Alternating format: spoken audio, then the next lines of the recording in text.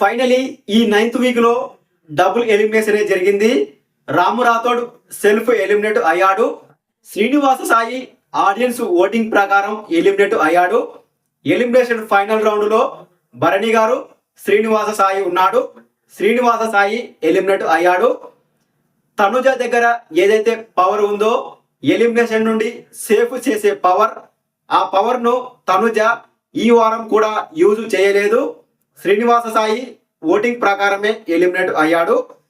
మరి ప్లానింగ్ ప్రకారమే double elimination చేశారా, లేదంటే రాము రాథోడ్ సెల్ఫ్ ఎలిమినేషన్ కు సంబంధం లేకుండా ఆడియన్స్ ఎవరినైతే వద్దనుకున్నారో, ఓటింగ్ లో ఎవరైతే బాటమ్ లో ఉన్నారో వారు ఎలిమినేట్ కావాల్సిందే కాబట్టి ఆ విధంగా శ్రీనివాస సాయిని ఎలిమినేట్ చేశారా తెలీదు. కానీ ఈ వారం డబుల్ ఎలిమినేషన్ అయితే జరిగిపోయింది. రాము రాథోడ్ సెల్ఫ్ ఎలిమినేట్ అయ్యాడు. శ్రీనివాస సాయి ఆడియన్స్ ఓటింగ్ ప్రకారం ఎలిమినేట్ అయ్యాడు.